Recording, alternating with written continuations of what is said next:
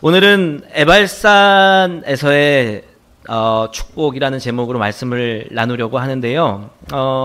제가 우선은 영상을 좀 준비를 했는데, 네, 우리 영상 보시고 함께 말씀을 이어가도록 하겠습니다. 예, 필요한 거 있을 때 네, 전화 드리죠. 아니요, 필요할 때만 한 번씩 드립니다. 그렇게 자주는 아닌 것 같고 한 번씩? 한 일주일에 두세 번?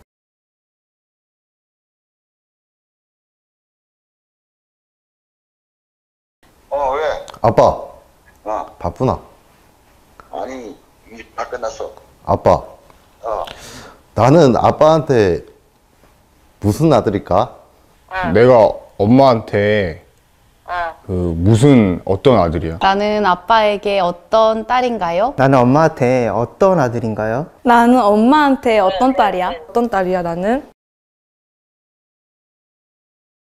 이 세상에서 하나밖에 없는 이쁘고 귀엽고 없으면 못 살 것 같은 나의 보배, 나의 보석, 나의 마지막 희망, 나의 로망, 나의 모든 것. 됐어. 엄마. 나는 엄마한테 어떤 딸인가요? 오늘 어떤 딸이야? 소중한 딸이지.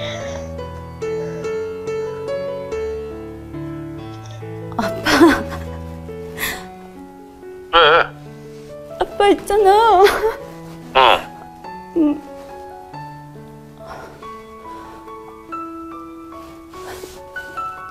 사무실에서 뭔 일 있었어? 아니. 그럼. 아빠. 야, 물어보고 싶은 게 있는데. 나는 아빠한테 어떤 딸이야? 쟤를 이쁜 소리지 왜?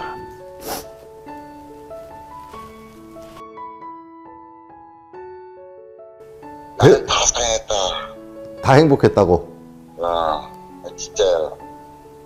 거짓말. 아니야, 나는 그렇지 않아. 나를 키우면서 가장 행복했던 순간이 언제야?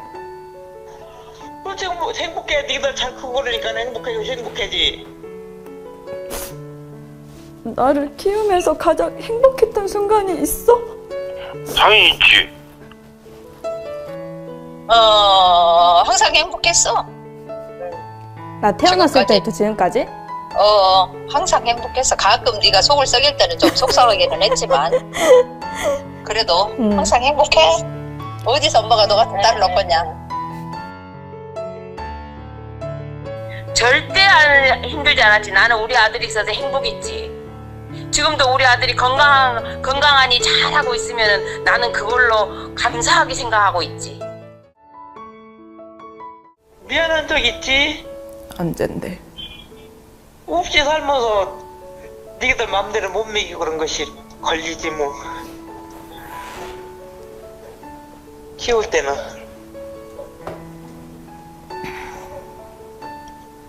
놈들 같이 많이 정말 못 해주고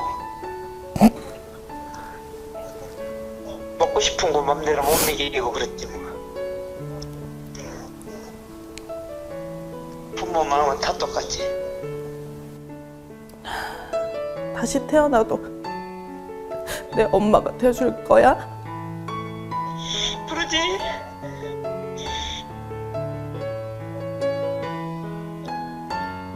그럼 다시 태어나도 우리 아빠가 될 거야? 당연하지, 슬기서는. 근데 왜 그래? 이유가 뭐야? 그냥 갑자기 생각나서 물어보는 거야. 미쳤어. 내가 너를 지금 오지보다 더 이쁜지 알잖아. 그러면 엄마는 다시 태어나도 내 엄마로 태어날 거야? 그러지. 왜 그런 얘기 하는 거야? 오늘 갑자기? 그냥 엄마 생각났어. 이 영상을 보면서 하나님의 마음을 우리가 한번 느끼며 말씀을 집중하면 좋겠다라는 생각이 들어서 오늘 이 영상을 준비했습니다. 다시 태어나도 내 엄마가 되어줄 거야? 다시 태어나도 내 아빠가 되어줄 거야? 라고 묻는 이 영상의 내용과 같이 다시 태어나도 하나님의 자녀가 될 여러분 맞습니까? 할렐루야. 다시 태어나도 하나님의 자녀로 태어나길 주님의 이름으로 축원합니다.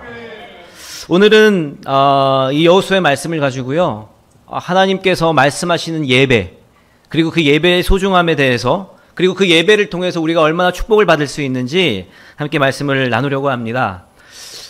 오늘 본문에 나와 있는 산이 두 가지의 산이 소개가 되고 있습니다. 첫 번째 산은 그리심산과 두 번째 산은 에발산입니다.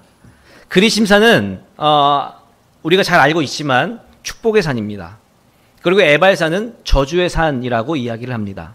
그런데 저는 오늘 본문의 말씀을, 그리고 제목을 에발산을 향한 축복이라고 하는 제목으로 말씀을 준비해 볼 수 있었습니다.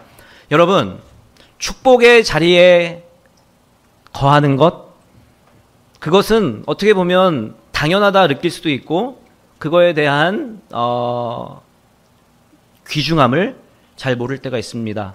그러나 축복이 없는, 저주만 가득한 그 세상 가운데 단 하나의 축복만 존재한다 할지라도 그 저주의 땅은 축복으로 바뀌게 되는 시작점이 된다라고 하는 것입니다.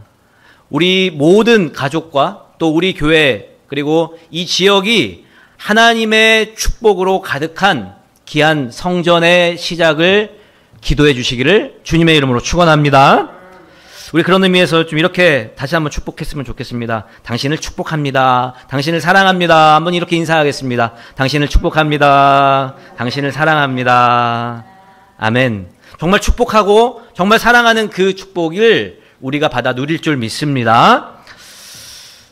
미국에서는 미식 축구가 굉장히 인기가 있지만 우리나라는 그렇게 인기가 많지 않습니다. 미국 안에서도 슈퍼볼이라고 하는 그것을 좋아하는 분이 있고 또 좋아하지 않는 분이 있어요. 근데 이 슈퍼볼에 대해서 그냥 경기가 아니라 결승전만큼은 미국의 한 70% 되나요? 70%의 사람들이 이 슈퍼볼을 보는 그러한 광경이 진행된 적이 있었습니다. 다시 말해서 미국에서는 슈퍼볼이라고 하는 이 게임만큼은 굉장히 인기가 많고, 그것과 더불어 부수적인 수입과 그리고 여러 가지의 광고가 연결이 되어 있는 것이 슈퍼볼의 모습입니다. 제가 미국에 있을 때는, 우리 기원 형제도 미국에 있었고 여러를 알 텐데, 현대자동차가 이 슈퍼볼의 광고를 하기 위해서 정말 무진장 많이 노력을 했고, 그리고 그 슈퍼볼의 광고를 하게 됐습니다. 그런데 그때 당시에 거의 한 15년, 20년 전이었는데, 그때 당시에 현대자동차가 1초당 1억 2천만 원이라고 하는 그 액수의 돈을 지불하면서까지 광고를 했던, 그래서 정말 어마어마한 광고 수익을 누렸던 그러한 유명세를 탔던 적이 있었습니다. 그런데 이 NBL의 슈퍼볼과 같이, 이 슈퍼볼도 굉장히 중요하고 귀한 부분이지만 이 슈퍼볼 중에 굉장히 보석과 같은 상이 있는데, 그 상을 빈스 롬바로티라고 하는 상이 우리에게 소개가 되고 있습니다. 이 빈스 롬바로티라고 하는 상은 NFL 중에서 슈퍼볼에서 최우수 선수에게 주는 상이 빈스 롬바로티라고 하는 상입니다. 그런데 이 상의 배경은 이랬습니다. 이 빈스 롬바로티라고 하는 선수 출신 코치가 레드 샌더스 코치로 있을 때 10%의 승률이었던 그 팀을 60%의 승률로 끌어올리게 됩니다. 저희 2002 한일 월드컵 때 히딩크라고 하는 감독이 정말 들어보지도 못한, 축구에 대해서 잘 알지 못하는 우리 한국을 4강으로 올려놓았던, 그리고도 아직도 I'm still hungry 라고 이야기를 하면서 나는 여전히 배고프다라고 하는 명언까지 남겼던 그 히딩크와 같이 이 롬바로티라고 하는 이 코치도 이런 인터뷰를 하게 됩니다. 여러분, 승리가 전부입니까? 그렇지 않습니다. 승리가 전부가 되어서는 안 됩니다. 우리가 쓰러지느냐 쓰러지지 않느냐가 중요한 것이 아니라, 우리가 쓰러졌을 때 다시 일어서는 그것이 승리라고 생각합니다. 우리 팀은 그 승리를 해냈습니다. 라고 하는 인터뷰를 하고 이 롬바로티라고 하는 분이 마치 그 당시에 히딩크의 그 인기세를 누렸던 적이 있었습니다.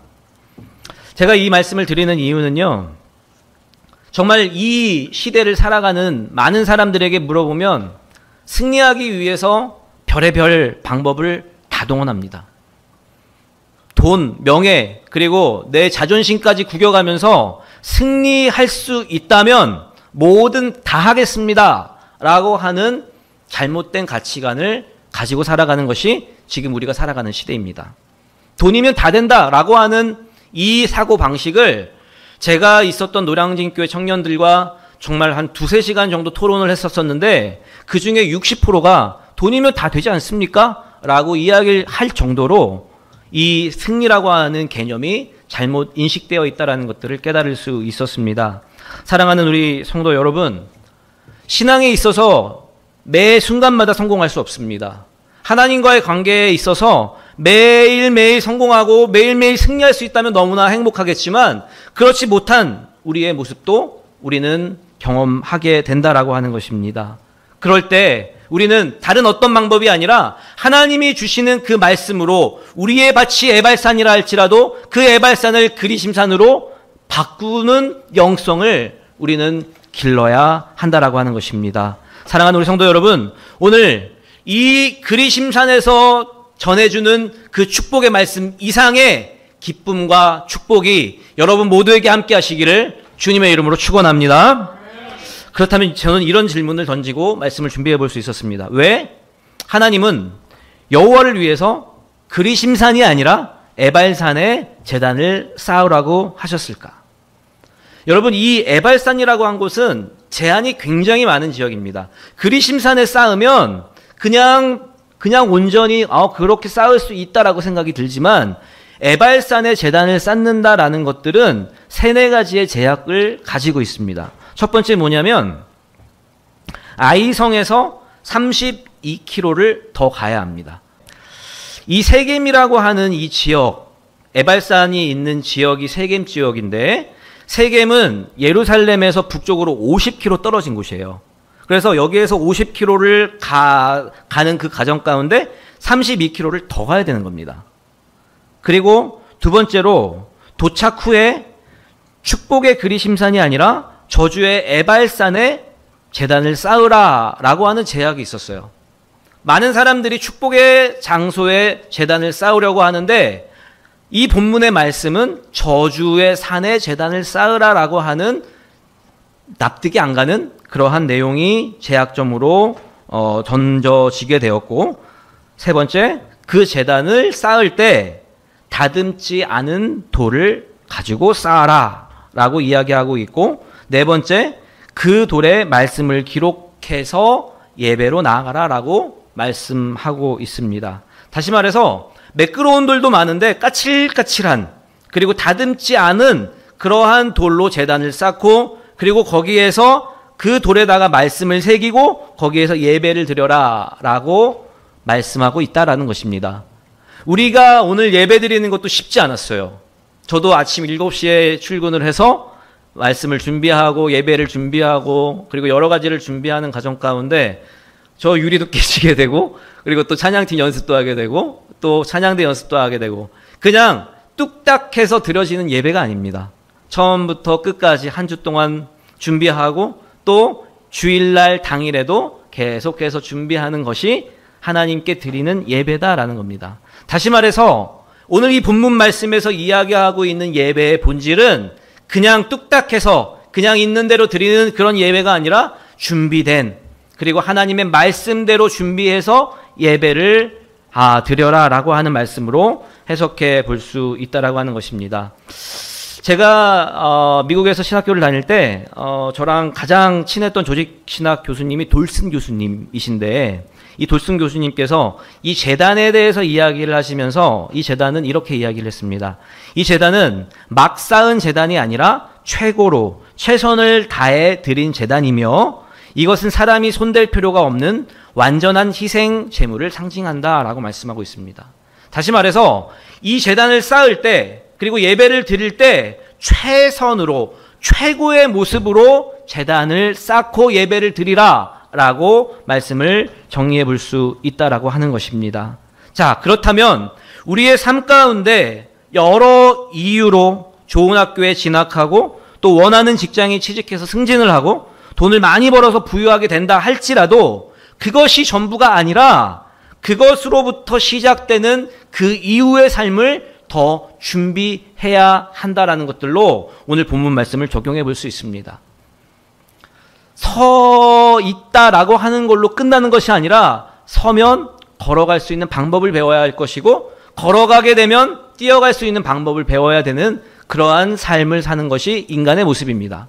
마찬가지로 우리의 신앙의 모습도 예배를 드리기 위해서 처음에는 미숙한 상황이 있었지만 이제는 그 예배를 철저하게 최고로 최선을 다해서 준비하게 되는 그러한 이후의 모습이 더 중요하다라고 해석해 볼 수 있습니다. 자, 그렇다면 오늘의 이 본문 내용과 같이 이전보다 더한 희생과 최선의 모습으로 어떻게 예배를 섬길 수 있을까라고 하는 질문을 던져볼 수 있습니다. 어떻게 이전보다 더한 희생과 최선으로 예배를 그리고 우리의 삶을 살아갈 수 있을까? 첫 번째, 모두가 한 마음이 되어서 세워가는 비전 공동체가 되어야 합니다. 오늘 33절, 35절 말씀에 보니까 이렇게 말씀하고 있어요. 온 이스라엘과 그 장로들과 관리들과 재판장들과 본토인뿐만이 아니라 이방인까지 여호와의 언약궤를 맨 레위 사람 제사장들 앞에서 궤의 좌우에 서되 절반은 그리심산 앞에 절반은 에발산 앞에 섰으니 이는 전에 여호와의 종 모세가 이스라엘 백성에게 축복하라고 명령한 대로 할미라. 35절에 보니까 모세가 명령한 것은 여호수아가 이스라엘 온 회중과 여자와 아이와 그들 중에 동행하는 거류민들 앞에서 낭독하지 아니한 말이 하나도 없더라 라고 말씀하고 있습니다. 예배를 드릴 때 우리가 각자 예배 드리는 것도 너무나 중요한 부분이지만 다 함께 한 공동체로 세워가는 비전 공동체의 예배를 우리는 드려야 한다는 것입니다. 오늘 33절 35절을 정리해보면 온 이스라엘, 장로, 관리, 재판장, 본토인들, 이방인들 그리고 이스라엘 온 회중, 여자, 아이 그리고 그 안에 거하는 모든 사람들을 말씀하고 있습니다. 결국 모든 사람이 빠짐없이 세겜에서의 언약식에 참여하는 모습을 오늘 본문에서 소개하고 있습니다. 사랑하는 우리 한마음교회 가족 여러분, 우리는 같은 비전, 같은 생각, 같은 뜻으로 우리 교회를 세워가야 할 것입니다. 그리고 각 가정마다 같은 생각을 가지고 또 같은 마음을 가지고 그 가정을 세워갈 때 그 가정은 더욱더 윤택하고 또 하나님이 말씀하시는 길로 인도될 수 있다라고 하는 거예요. 오늘 여호수아서에서도 말씀하시는 부분이 한 공동체로서 주어진 사명에 대해서 그것을 잘 감당해야 되는데 이것을 잘 감당하기 위해서는 혼자도 중요하지만 함께 그 힘을 세워서 최고로 최선을 다해서 예배를 섬겨라 라고 말씀하고 있습니다. 사랑하는 우리 한마음교회 모든 가족 여러분, 우리 교회뿐만이 아니라요, 여러분의 가족들 그리고 여러분의 모든 직장에 속해져 있는 그 한 사람 한 사람과의 관계 속에서 다른 생각이 아닌 함께 마음을 맞추는 귀한 여러분 모습이 되시기를 주님의 이름으로 축원합니다. 두 번째로 참된 예배자로 우리가 세워져야 합니다. 에발산이랑 그리심산이 이렇게 마주보고 있어요. 근데 이 마주보고 있는 상황 가운데 지금 모든 거민들 33절에 나와 있는 그리심산에 있는 사람들은 여기에 다 모든 사람이 모여 있고 그리고 그리심산, 저주의 산이라고 하는 이 저주의 산은 35절에 나와 있는 사람들이 여기에 다 서 있는 거예요. 다시 말해서 이쪽이 에발산이고 이쪽이 그리심산이고 또 이쪽이 그리심산이고 이쪽이 에발산인데 이쪽 마주 보면서 예배 드리고 있는 모습입니다.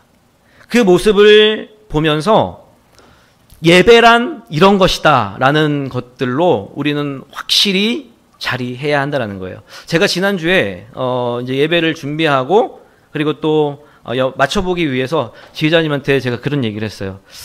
집사님, 지휘자님, 예배가 좀 거룩하게 이렇게 진행이 됐으면 좋겠는데요. 좀 들어봐 주시죠. 그래서 제가 막 악기를 막 이런 걸 저런 걸 막 넣어보고 이거 좀 들어봐 주세요 했는데 지휘자님께서 정확하게 거룩하진 않습니다 라고 딱 말씀을 하시더라고요. 예배는 정말 거룩함으로 드리는 것이 예배의 참된 모습입니다. 그리고 그 예배 가운데 우리가 누릴 수 있는 모든 요소는 다 적용할 수 있는 것이 우리의 예배자의 모습입니다. 다시 말해서요, 예배자의 모습 가운데 오늘 본문을 적용해 보면 거룩함의 예배를 우리는 드려야 한다라는 거예요. 오늘 34절 말씀에 이렇게 말씀하고 있습니다. 그 후에 여호수아가 율법책에 기록된 모든 것대로 축복과 저주하는 율법의 모든 말씀을 낭독하였으니 라고 말씀하고 있습니다. 에발산에서, 이쪽이 에발산이면 에발산에서 저주의 말씀인 신명기 28장 말씀을 선포해요.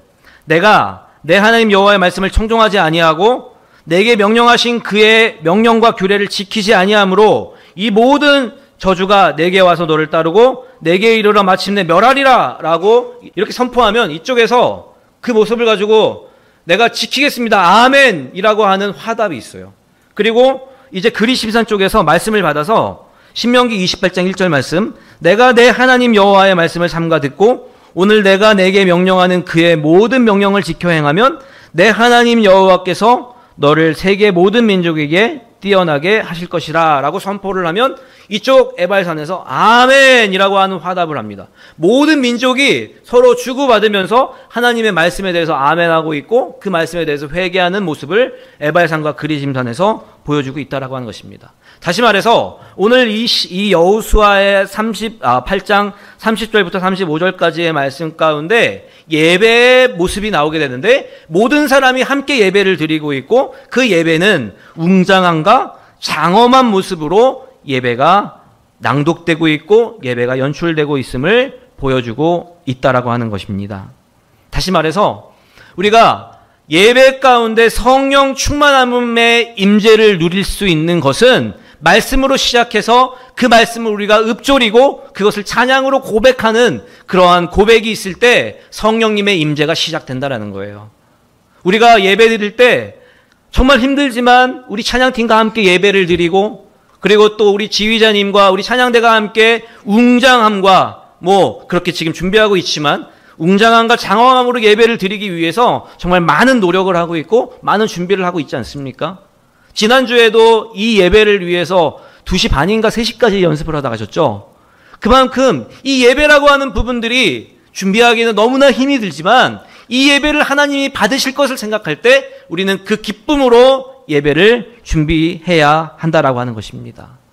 예배 가운데는 분명한 축복이 있습니다. 그리고 그 축복을 누리는 사람에게는 그 축복이 따르기 마련입니다. 우리가 하루하루를 살아갈 때 죄를 짓고 그 죄에 대해서 고백할 수 있는 곳이 어디가 있겠습니까? 이 예배당에 나와서 나를 저주했던 그리고 나에게 안 좋았던 그런 기억들 그리고 안 좋았던 죄들을 고백하는 그 고백의 장소도 이 자리가 되어야 한다라는 겁니다. 축복과 저주가 함께 공존하지만 이 모든 것들이 축복으로 바뀌게 되는 그러한 주인공이 우리가 되어야 하는 것입니다. 특별히 오늘 본문의 말씀과 같이 축복과 저주 사이에 웅장하고 장엄한 예배가 있었고 그 예배 사이에는 분명한 성공과 실패가 있음을 보여주고 있습니다. 다시 말해서 예배 가운데는 분명한 성공과 실패가 있지만 이 성공과 실패를 가지고 우리는 다른 이름이 아니라 하나님의 이름으로 그 모든 것들을 다시 시작하고 준비해야 한다라는 거예요. 많은 사람들이 한 해를 시작할 때 많은 계획들을 하게 됩니다. 그래서 1월, 2월, 3월, 4월, 5월, 6월까지 가고 이제 7월 맥주 감사절을 지내면서 다시 한번 계획을 합니다. 내가 하반기에는 이러한 계획들을 잘 실천하고 나아가야지 라고 하는 많은 계획들을 세우지만 그 계획이 뜻대로 되지 않아요. 그러나 그러한 성공과 실패 사이에서도 하나님이 주시는 말씀을 가지고 다시 미래를 계획하는 여러분 모두가 되시기를 주님의 이름으로 축원합니다. 세 번째로, 그렇다면 이러한 배경의 지식을 가지고 우리가 에발산을 축복할 수 있을까? 라고 하는 질문을 반드시 던져봐야 한다는 것입니다. 축복의 산과 저주의 산이 있는데 이 축복과 저주라고 하는 부분들이 한 끗 차이예요. 우리는 한국 사람으로서, 대한민국 국민으로서 정말 마땅히 누려야 하는 주권을 누리고 있지만 우리나라보다 못한, 그리고 후진국에서 우리나라를 바라보았을 때 우리 대한민국은 정말 천국이라고 이야기를 합니다. 그런데 안타깝게도 만약 내가 이디오피아나 후진국에서 태어났다면 과연 내가 이 자유를, 그리고 이 귀중함을 누릴 수 있습니까? 그렇지 않아요. 사업을 함에 있어서도 내가 최고가 되고 돈을 많이 벌었다 할지라도 또 어떻게 될지 아무도 모릅니다. 내가 아무리 착하게 살았고 또 아무리 성경적으로 교회를 섬겼다 할지라도 이후에 어떻게 될지는 아무도 알지 못한다라고 하는 겁니다. 다시 말해서 축복과 저주라고 하는 부분에 있어서 자유한 사람이 없어요. 저 사람은 저주받아야 되는 사람이야, 저 사람은 축복받아야 되는 사람이야 라고 하는 여러 가지의 모습이 있지만 저주라고 하는 부분에 있어서는 자유하지 못하다라는 겁니다. 그렇다면 과연 에발산을 향해서 우리가 축복할 수 있는 마음을 가질 수 있는가? 여러분, 제가 제자 훈련을 해보면요, 항상 그 과를 지나가게 되는데 그 과에서 이런 질문이 있습니다. 지금까지 살아오면서 용서하지 못하는 사람이 있습니까? 그 용서하지 못하는 사람을 지금 용서하셨습니까? 라고 하는 질문이 있습니다. 우리 성도님들은 용서하지 못하는 사람이 혹여나 있으십니까? 그리고 용서했다 할지라도 그 사람 때문에 내가 힘들어하며 살아가는 우리 성도님들은 계시지 않습니까? 내가 싫어하고 그리고 내가 가까이 하지 않기를 원하는 사람들이 분명히 있습니다. 아, 나 저 사람이랑 같이 하고 싶지 않은데, 내가 함께 하고 싶지 않은데, 나는 저 사람이랑 좀 떨어지고 싶은데 라고 하는 그 사람들이 분명히 있어요. 우리 성도님들에게 없다면 그건 너무나 다행입니다. 그러나 대부분의 사람들이 저 사람은 좀 꺼려하는 사람들, 저 사람이랑은 내가 좀 안 하고 싶어 라고 하는 사람들이 분명히 있어요. 우리 자녀들도 마찬가지예요. 인간관계뿐만이 아니라 여러 가지 모습 가운데 내가 저건 하고 싶지 않아, 내가 이건 하고 싶지 않아 라고 피하고 싶은 것도 분명히 많습니다. 그것을 돌파할 수 있는 것, 그것의 해답은 에발산을 향해서 축복할 수 있는 영성을 우리가 가져야 한다라는 겁니다. 여호수아 2장에 기생 라합이 나옵니다. 기생 라합은 전혀 교회 생활 그리고 말씀을 그리고 하나님을 알지 못하는 여인이었어요. 그러나 순종함으로 구원의 은혜를 누리고 이후에 그 이름으로, 라합이라고 하는 이름으로 다윗의 고조 할머니가 되는 그러한 고귀한 신앙의 인물이 되고 있습니다. 우리가 오늘 이 본문 말씀을 다시 한번 묵상하면서, 그렇다면 하나님은 그리심산이 아니라 에발산에 왜 제단을 만들라고 하셨을까? 내가 저주하고 싫어하는 사람을 왜 축복하라고 하시는 걸까라고 하는 부분들을 우리는 반드시 묵상해 보아야 한다라는 겁니다. 분명 우리는요, 다 죄인입니다. 여러분, 한 주 동안 정말 죄를 안 짓는다라고 생각하는, 그리고 안 짓는다라고 고백하는 사람도 하루에 9번은 죄를 짓는데요.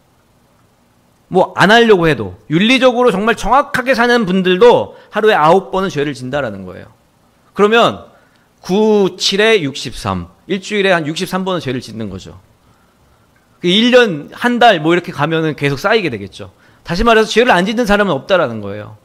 모두가 죄인인데 우리가 죄인으로서 마땅히 서야 할 산은 에발산인데 그 에발산의 모습에서 우리는 벗어나려고 축복의 산인 그리심산을 찾아가고 따라가려고 노력하고 있습니다.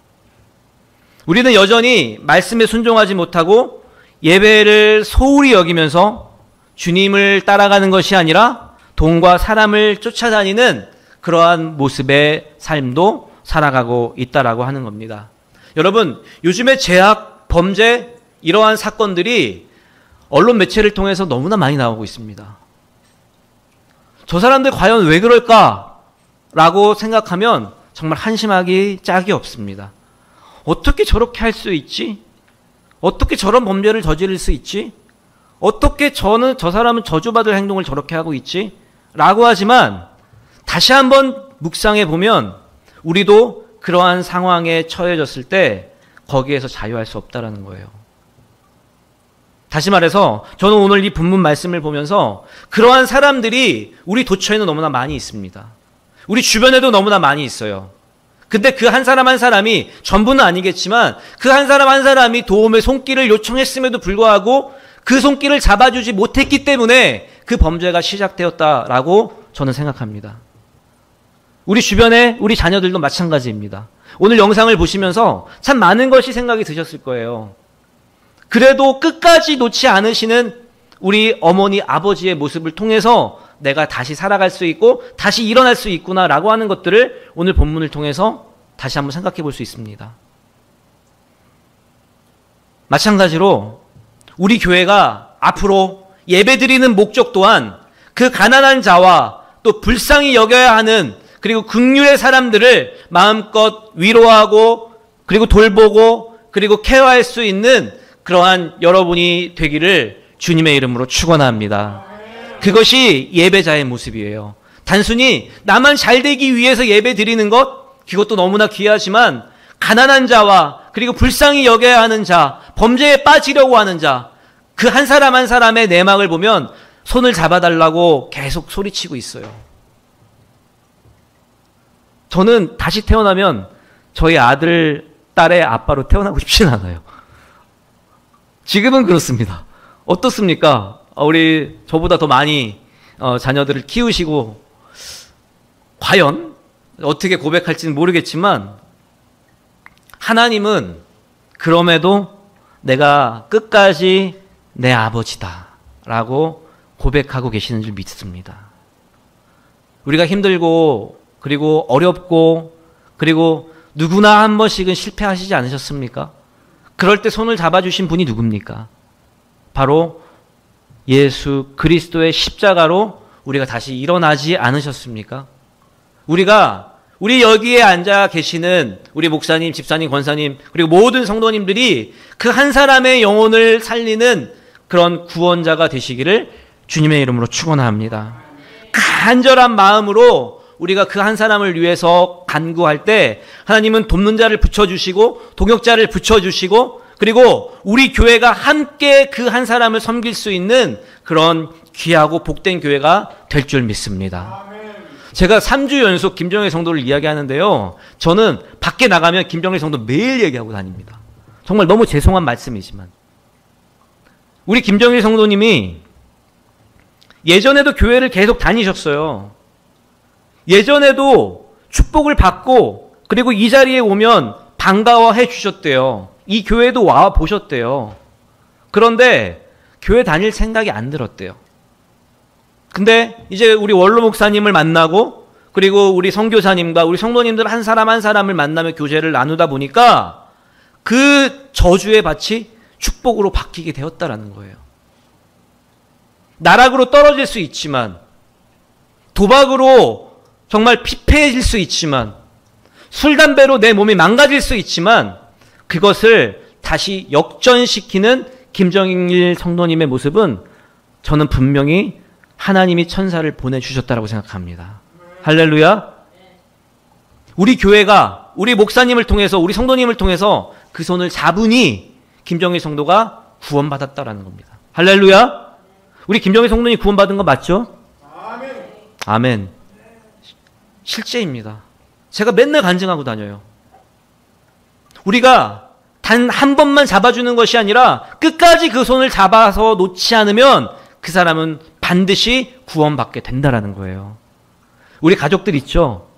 제가 지금 정말 기도하는 게 그리고 새벽마다 기도하는 게 그리고 기도해 주시기를 요청을 드리는 게 우리 자녀들입니다. 우리 자녀들이 잘 되는 첫 번째 비결은 예수 믿는 거예요. 저희 아내가 그런 이야기 합니다. 때로는 너무 바보 같아, 당신. 근데 실제 저는 바보였어요. 제가 말씀드리지 않았습니까? 제 꿈이 저희 형이 너무 공부를 잘하고 그리고 의사였기 때문에 의사가 될 거라고 생각했고 또 의대를 가고 그런 과정을 겪었기 때문에 저의 꿈은 저희 형님의 병원의 사무장이었어요. 그래서 뭐 노력도 안 하고 그냥 단순히 그냥 거기 가서 살면 되지 라고 생각했던 정말 바보 같은 인생을 살았습니다. 그런데 하나님을 인격적으로 만나고 나니까 공부도 잘 되고 집중도 잘 되고 ADHD도 다 없어지고 관계도 회복되는 것들이 실제 제가 경험했던 모습입니다. 그것이 예배를 통해서 제 모습이 변화됐다라는 거예요. 다시 말해서요, 우리가 이 자리에서 예배드리며 기뻐하는 것도 너무나 귀하지만 그 감사함과 구원의 감격함을 가지고 우리 자녀들을 위해서 계속해서 기도하고 축복하고 이 자리로 나올 수 있도록, 이 자리뿐만이 아니라 주변에 있는 교회로 나갈 수 있도록 우리가 반드시 하나님께 간구해야 한다는 거예요. 우리 자녀들이 잘 되기를 원하시지 않으십니까? 오늘 이 영상과 같이 우리 자녀들과 우리 부모님이 정말 건강하길 원하시지 않으십니까? 그러기 위해서는 예배의 감격을 맛보는 자가 그 시작점이 될 줄 믿습니다. 제가 걱정하는 게 우리 원로 목사님이 월요일부터 금요일까지 새벽 기도를 하세요. 제가 제일 못하는 게, 그리고 지명교회에서도 많이 이렇게 혼났던 게 새벽 기도를 안 간 거. 전 진짜 못 일어나겠더라고요. 그리고 힘도 들고.